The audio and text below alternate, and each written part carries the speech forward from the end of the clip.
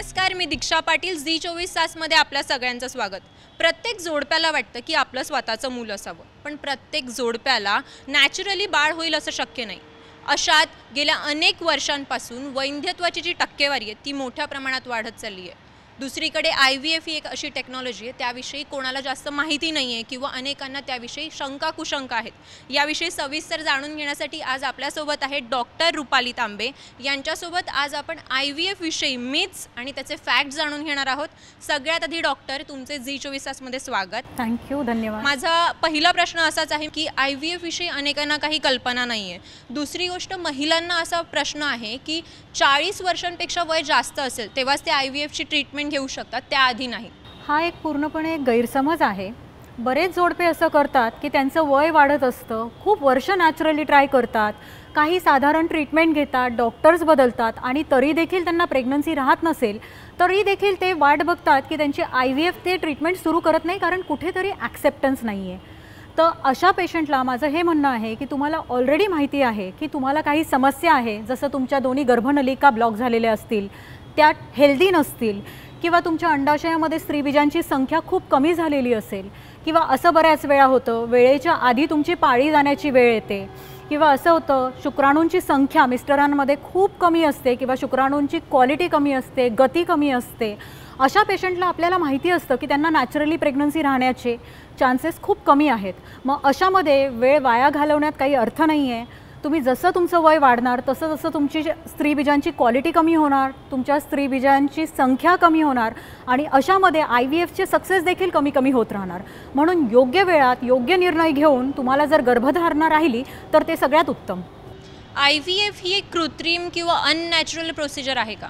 IVFचा acceptance हा खूप कमी आहे सोसायटीमध्ये, कारण त्यांच्यामध्ये खूप गैरसमज आहेत.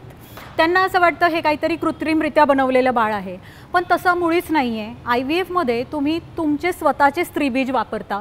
स्त्रीचे स्त्रीबीज आपण वाढवतो, मोठे झाल्यानंतर मॅच्युअर झाल्यानंतर बाहेर काढून घेतो. त्यांच्याच मिस्टरांचे शुक्राणू घेऊन त्या प्रत्येक स्त्रीबीजामध्ये सोडून गर्भ बनवला जातो आणि हा गर्भ 5 दिवसापर्यंत बाहेर वाढवून मग आपण गर्भाशयात टाकतो. तर ही ॲब्सोल्युटली एकदम नॅचरल प्रक्रिया आहे. तर त्यामुळे त्याच्यात कृत्रिम असं काहीच नाही. माझे काही सहकारी आहेत, त्यांना जे प्रेक्षकांचे प्रश्न आहेत किंवा अशा जोडप्यांचे प्रश्न आहेत ते विचारायचे आहेत. नक्कीच डॉक्टर, माझा पहिला प्रश्न असाच आहे की IVFमध्ये 100% यश येतच का? जर मी तुम्हाला म्हटलं ना, किंवा कोणीही तुम्हाला जर म्हटलं ना की 100% सक्सेस देणार आहे, तर ते तुमच्याशी खोटं बोलत आहेत. आज मी घरी जाणार, मी आता नाशिकवरून आले आहे आणि मी नाशिकला परत जाणार, याची पण मी 100% गॅरंटी नाही देऊ शकत. करेक्ट?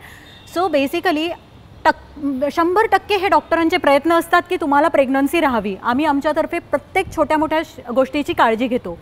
आणि आजकाल IVF हे तंत्रज्ञान इतकं अतिप्रगत झालेलं आहे की जवळजवळ 75 ते 80% सक्सेस मिळतो. आणि त्या पेशंटने जर त्या डॉक्टरांकडे कंटिन्यू केलं, त्या सेंटरकडे कंटिन्यू केलं, तर नेमकं एखाद्या पेशंटला जर नाही सक्सेस मिळाला पहिल्या सायकलमध्ये, तर आपण सेकंड सायकल परत स्टडी करतो की नक्की पहिल्या सायकलमध्ये हे का फेल झालं. तर बेसिकली त्याचा सक्सेस रेट साधारण 75 ते 80% असतो. जे आपण वंध्यत्वाबद्दल आता बोलतो आहोत, आणि नॉर्मली भारतीय लोकांमध्ये असा एक समज असतो की एखाद्या जोडप्याला मूल होत नसेल तर सगळ्यात पहिले ब्लेम जातं हे त्या घरातल्या महिलेवरती, म्हणजे महिलेमुळे वंध्यत्व तिलाच असू शकतं असा समज असतो. तर हे कितपत खरं आहे? म्हणजे महिलेलाच कायम ब्लेम करणं योग्य, किंवा त्यांच्यामध्ये जास्त वंध्यत्वाचं प्रमाण असू शकतं का दोघांमध्ये असू शकतं, याच्यावर थोडी क्लॅरिटी हवी आहे. तुम्ही हा खूप छान प्रश्न विचारला, कारण मी असे बरेच पेशंट माझ्या क्लिनिकमध्ये बघते की स्त्री जवळजवळ 3-4 वर्षांपासून गोळ्या घेते आहे, मेडिसिन घेते आहे, पण तिच्या हजबंडचे कुठलेच इन्व्हेस्टिगेशन झालेले नसतात. आणि मला एक डॉक्टर म्हणून हे खूप चुकीचं वाटतं की मी तिला अननेसेसरी एकसुद्धा गोळी द्यावी. हा तिचा वेळ वाया घालवणं, तिला बेसिकली रिझल्ट न देणं आणि त्या गोळ्यांचा तिच्यावर बेसिकली होणारा परिणाम, दुष्परिणाम, कारण त्यामुळे तिला फायदा होत नाही आहे. तर माझं नेहमी हे म्हणणं असतं की तुम्हाला जर वंध्यत्वाची समस्या आहे, 1 वर्ष ट्राय करून देखील तुम्हाला प्रेग्नन्सी राहत नसेल, तर हजबंड आणि वाईफ दोघांनीही IVF सेंटर किंवा एखाद्या फर्टिलिटी कन्सल्टंटना भेटणं गरजेचं आहे.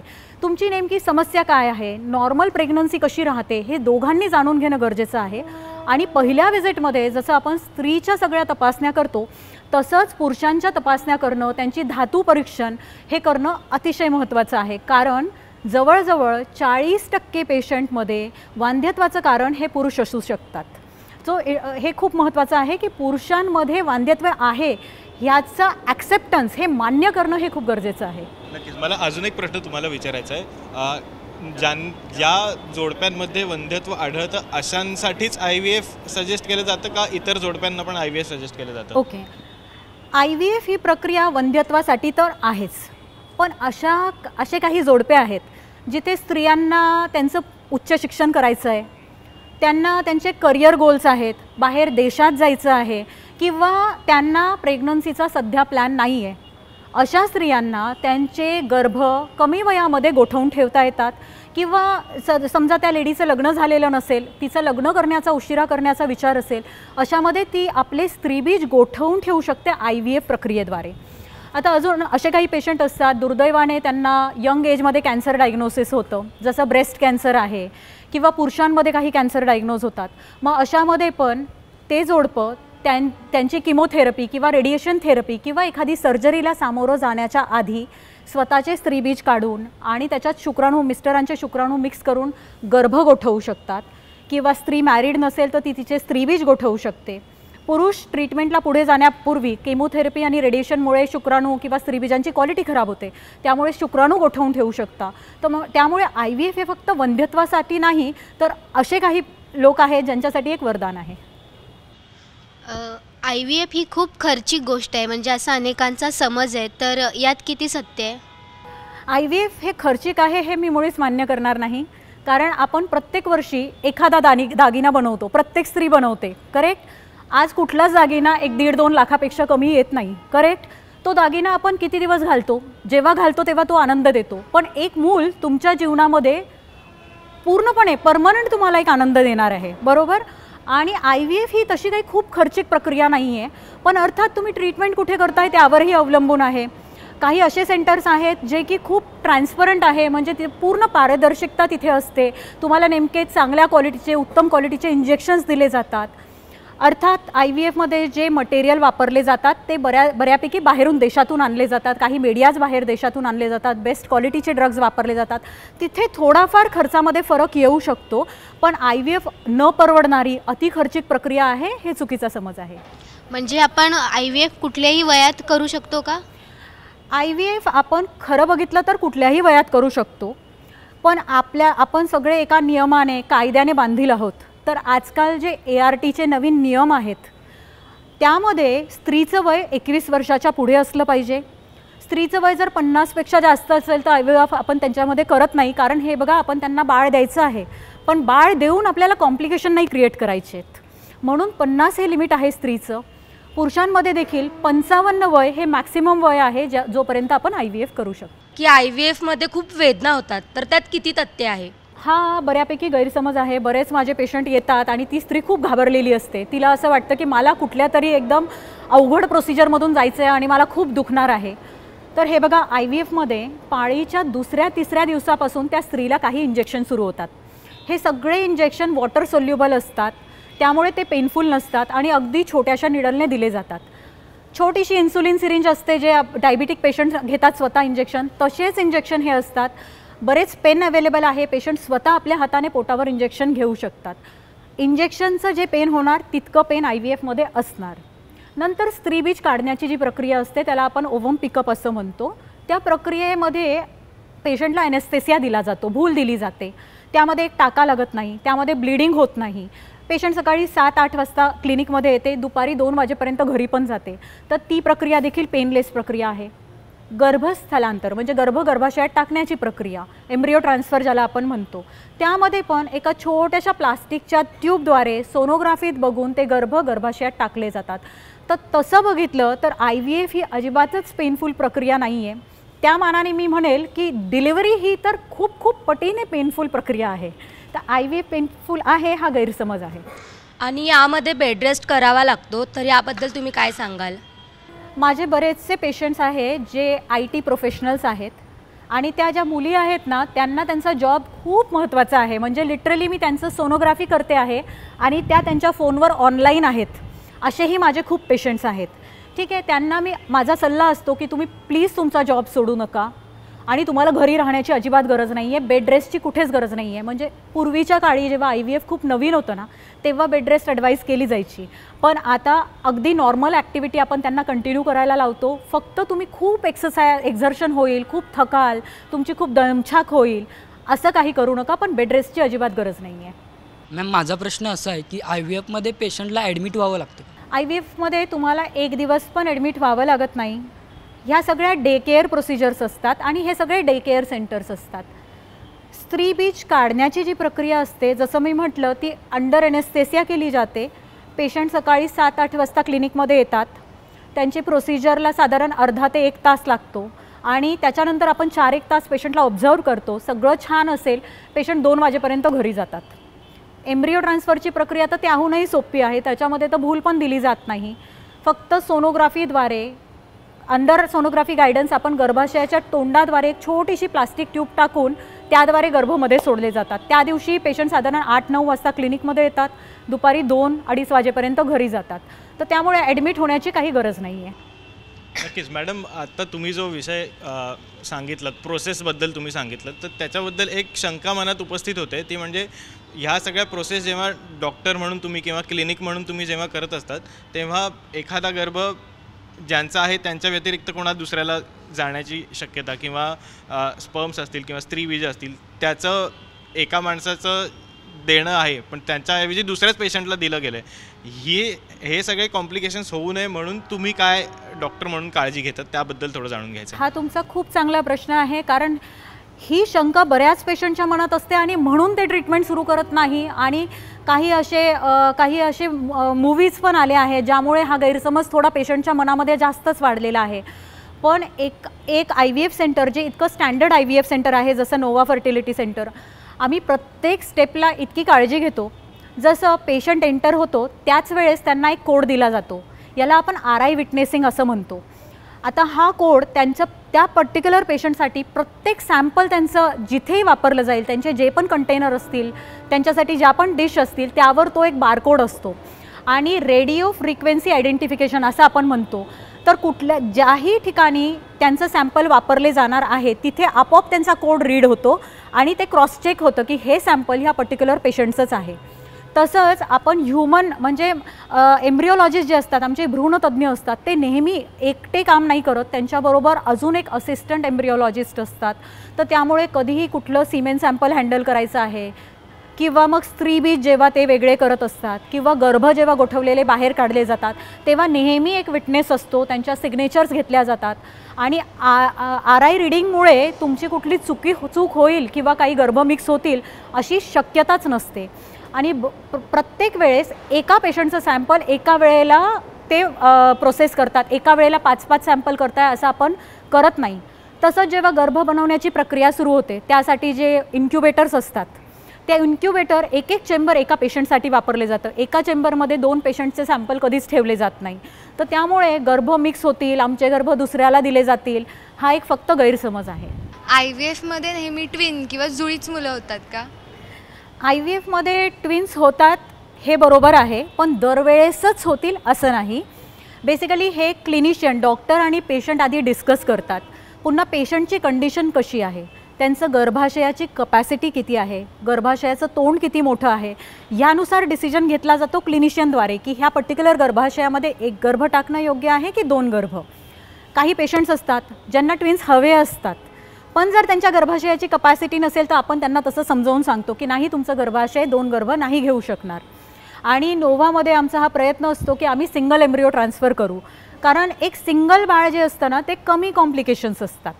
ओके, पण काही पेशंट असे असतात त्यांना देखील ट्विन्स नको असतं, अशा वेळेस देखील आपण सिंगल एम्ब्रिओ टाकतो. जेव्हा मी 2 एम्ब्रिओ ट्रान्सफर करते तेव्हा 30 ते 40% चान्सेस असतात की तुम्हाला जुळे बाळं होतील, पण जवळजवळ 70% चान्स असतात की त्या 2 पैकी एकच रुजणार. तर दरवेळेसच ट्विन्स होईल असं नाही. आता ट्विन्सचा जसा उल्लेख निघालाच आहे, तर जेव्हा IVF ट्रीटमेंट करतो तेव्हा C-सेक्शन किंवा सिझेरियनच होतं का नेहमी? IVF केल्यानंतर त्या पेशंटला आमची गरज फक्त 2 ते 2.5 महिने असते. म्हणजे IVFचे जे मेडिसिन्स आहेत ते 2 ते 2.5 महिन्यांपर्यंत त्यांना घ्यावे लागतात. त्याच्यानंतर ती पूर्णपणे एक नॅचरल प्रेग्नन्सी असते. म्हणजे बऱ्याच वेळा मी पेशंटला सांगते की आता तुम्ही कोणाला सांगायची गरज पण नाही आहे की हे IVF आहे, म्हणजे ही इतकी नॅचरल प्रेग्नन्सी आहे आता. तर त्यामुळे प्रेग्नन्सी नॉर्मल कंटिन्यू राहते 3 महिन्यानंतर. जेव्हा त्यांची डिलिव्हरीची वेळ येते तेव्हा त्यांची काय परिस्थिती आहे, बाळाचं वजन किती आहे, बाळाच्या आसपास पाणी किती आहे, तुमच्या गर्भाशयाचा रस्ता कसा आहे, त्यावर डिसाईड केलं जातं की तुमचं सिझेरियन होणार आहे की तुमचं नॉर्मल. तर त्यामुळे दरवेळेस आमचं सिझेरियनच होईल IVF केलं म्हणजे हा एक गैरसमज आहे. डॉक्टर, पुढचा माझा प्रश्न आहे की IVFमध्ये बेबीज ज्या आहेत त्या ॲबनॉर्मल असतात किंवा त्यांना काही जेनेटिक इश्यू येतात असा गैरसमज आहे, तर ते खरं आहे का? माझ्याकडे बरेच सुशिक्षित जोडपे येतात, त्यांच्या मनातही ही शंका असते की IVF बाळं कुठेतरी वेगळे असतात. पण IVF ही टेक्नॉलॉजी सुरू होऊन जवळजवळ 45 वर्ष झाले आहेत आता. जे IVFचे बेबी जन्माला आले त्यांचेही मुलं झाले आहेत आता. ओके, IVFमध्ये कुठे बाळामध्ये फॉल्ट आला, काही प्रॉब्लेम आला किंवा एक्स्ट्रा जेनेटिक प्रॉब्लेम्स आले असं कुठेच आढळलेलं नाही आहे.